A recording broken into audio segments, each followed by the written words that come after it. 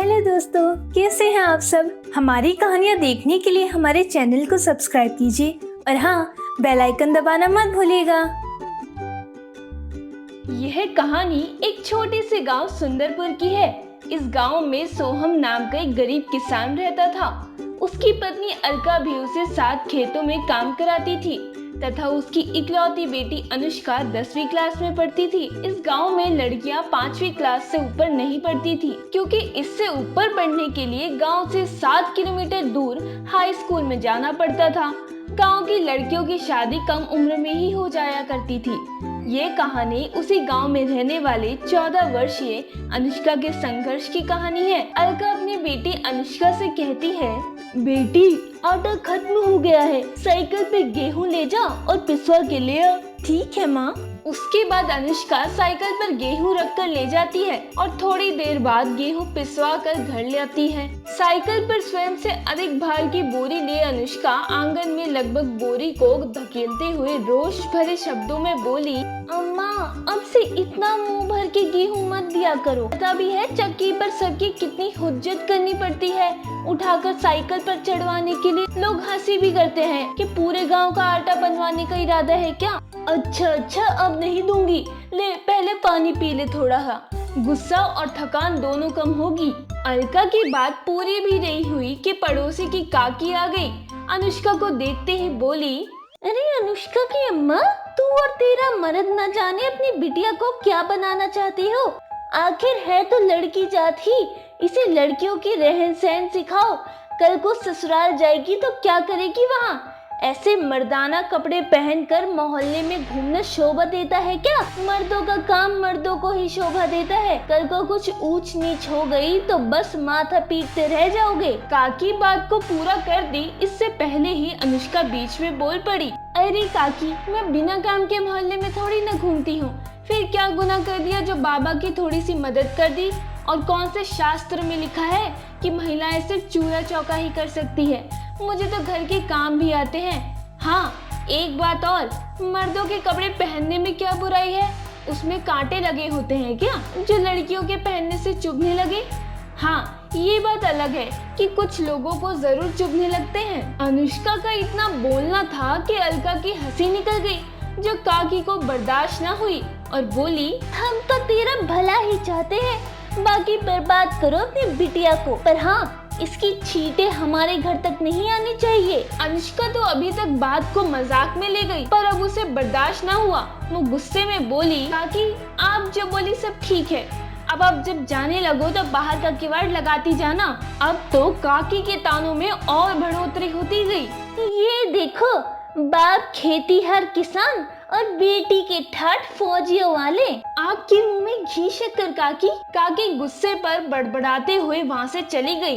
तभी दरवाजे पर सोहन ने आवाज लगाई, अनु बेटा अनु। आई बाबा। इतना कहकर अनुष्का दरवाजे की तरफ गई। घर में प्रवेश करते ही सोहन बोले, क्या बात है अनु की अम्मा, आज फिर कुछ हुआ क्या। माँ बेटी की हंसी की गूंज तो बाहर तक आ रही थी। कुछ नहीं अनु के बाबा, पड़ोस की जीजी आई थी, हिदायतों की कटरी भी थी, साथ अपनी बिटिया के लिए। सोहन ने अनु की तरफ देखा और मुस्कुरा दिए।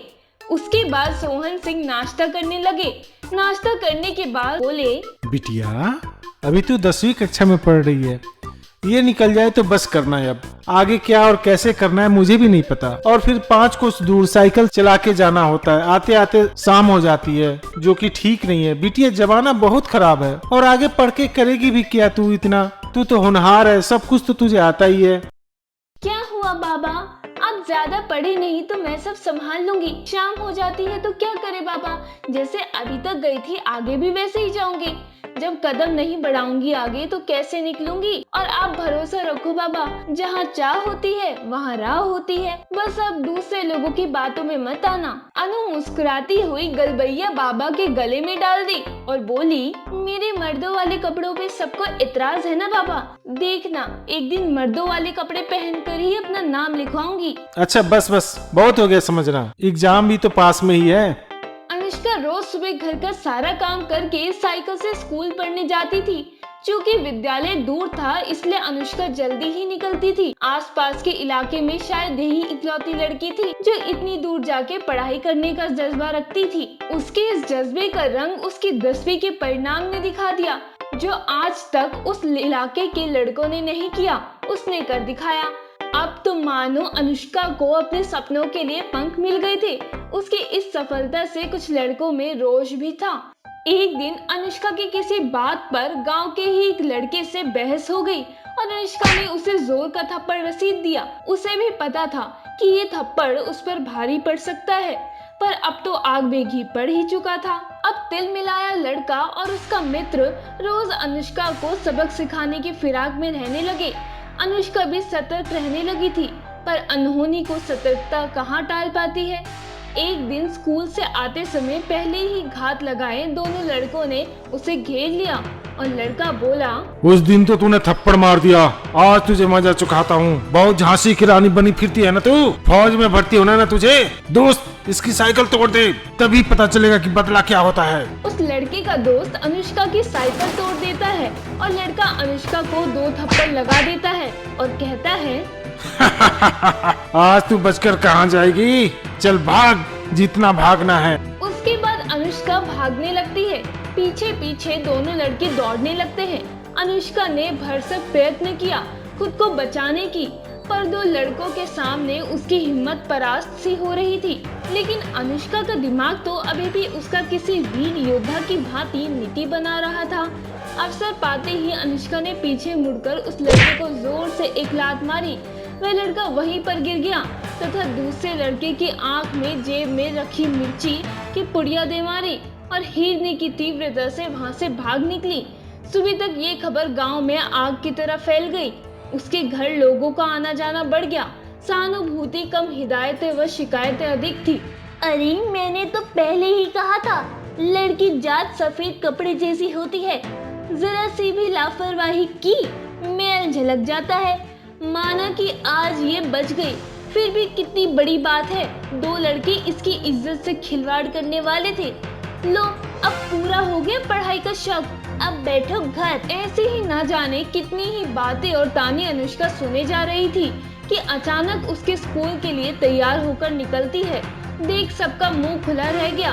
बाबा ने प्रश्नवाचक नजरों से अनु को देखा, पर उसकी नजरों में चमकते उस आत्मविश्वास ने उन्हें कुछ न बोलने पर विवश कर दिया। जाते जाते अनुष्का ने इतना जरूर कहा, आप लोग हमारे घर आए उसका बहुत बहुत आभार, और कृपा करके उन दोनों के घर भी जाइएगा, ये देखने के लिए कि उनके जख्म भरे तो नहीं। और हाँ, मुझे घर बैठने की जरूरत नहीं। मेरी इज्जत पे हाथ डालने की कोशिश जिसने की है उसकी मुझसे ज्यादा बदनामी होनी चाहिए। इतना कहकर अनुष्का अपने स्कूल की तरफ चल दी। अनुष्का ने हिम्मत तो दिखाई थी आगे बढ़ने की, पर उसे भी पता था कि वो शारीरिक रूप से सच में उन लड़कों का सामना नहीं कर सकती थी। पर उसे भी अभी 2 साल काटने थे, कुछ भी हो सकता था। यही सोचते हुए चली जा रही थी कि कुछ लड़कों का समूह आता हुआ दिखाई दिया, जो कि पड़ोस के ही गांव से था। उसे एक युक्ति सूझी। हालांकि उसे खुद को नहीं पता था कि वह सही कर रही है या गलत, लेकिन एक बार प्रयत्न करने में क्या जाता है। वह उन लड़कों को रोक के बोली, भैया मुझे आप लोगों से एक मदद चाहिए। अगर आप लोग मेरी मदद कर दें तो शायद मैं आगे की पढ़ाई कर सकूंगी। मुझे पता है सारे लड़के एक से नहीं होते हैं। आप लोग अगर अपनी बहन मानकर रोज अपने साथ मुझे भी ले आए तो शायद अच्छा होगा। आखिर आप लोगों का भी इधर रोज आना जाना लगा रहता है। देखो बहन, तुम आ सकती हो हमारे साथ। हमने तुम्हारे बारे में सुना है, तुम परेशान मत हो, हमारे साथ आ जाना। अनुष्का को पता नहीं था कि वह सही कर रही है या गलत, पर किसी पे तो उसे भरोसा करना ही था। जैसे तैसे वह आगे बढ़ती गई। लोगों की बातें, उस दिन का हादसा उसे और मजबूत बनाता गया। उन लड़कों के सहयोग से वह 12वीं की परीक्षा में भी अव्वल आई। अब तो अनुष्का को अपने सपनों को हकीकत में बदलने का जरिया मिल गया था, पर सब कुछ इतना आसान कहाँ था। लेकिन उसने अपने संयम को बनाए रखा और अपने लक्ष्य पर ध्यान केंद्रित किया। इसी बीच उसे एनडीए की परीक्षा के बारे में पता चला। पापा, एनडीए का फॉर्म निकलता है, मुझे वह भरना है और मुझे फौज में नौकरी करनी है और आपका नाम रोशन करना है। मुझे कुछ करके दिखाना है। मुझे साबित करना है कि अगर लड़कियां चाहे तो कुछ भी कर सकती हैं। ठीक है बेटी, मन लगाकर तैयारी करो, मैं तुम्हारे साथ हूँ। फिर अगले दिन से अनुष्का ने दौड़ना शुरू कर दिया और अब तो उसके ऊपर धुन सी सवार हो गई कि कैसे भी करके उसे एनडीए निकालना ही है। उसने एनडीए का पेपर दिया और प्रथम प्रयास में सफल हो गई, जो किसी कल्पित स्वप्न सा था। गांव में चारों तरफ चर्चा थी। अरे भाई, मैंने सुना है कि सोहन की लड़की ने एनडीए में टॉप किया है। यहाँ के लड़के भी बड़ी मुश्किल से 10वीं निकाल पाते हैं, और वहीं पर बेटी अनुष्का ने पूरे राज्य में टॉप किया है। उसने अपने माँ बाप के साथ साथ समस्त स्त्रियों का मान सम्मान बढ़ाया है, जिसे हम लोग अब तक अबला समझते हैं। हाँ भाई, तुम बिल्कुल सही कहते हो। हम हमेशा सोहन की लड़की को गलत समझते थे, लेकिन आज तो उसने पूरे गांव का सर गर्व से ऊंचा कर दिया है। अगले दिन अनुष्का ट्रेनिंग के लिए दिल्ली चली जाती है। वहाँ पर उसकी 6 महीने तक ट्रेनिंग होती है। ट्रेनिंग में वह बहुत मेहनत करती है। आखिरकार वो दिन भी आ ही गया जब अनुष्का गांव पहुंची। गांव में तो जैसे मेला लगा हुआ था। हो भी क्यों ना, प्रेरणा बन के कैप्टन अनुष्का जो आ रही थी। इतनी भीड़ में बड़ी मुश्किल से वह घर तक पहुंची। एक बार नजर उठा के देखा तो सामने उसके माँ बाबा थे। चरण स्पर्श कर उसने आशीर्वाद लिया। बेटी, आज तुमने साबित कर दिया कि अगर बेटी चाहे तो कुछ भी कर सकती है।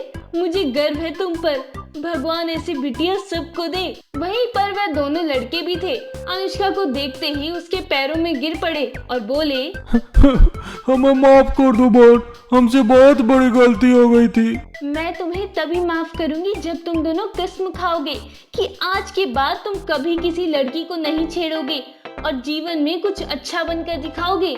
हम कसम खाते हैं बहन, आज के बाद हम किसी भी लड़की को परेशान नहीं करेंगे, और हम भी तुम्हारे जैसे फर्ज में भर्ती होकर दिखाएंगे। ये एक भाई का एक बहन से वादा है।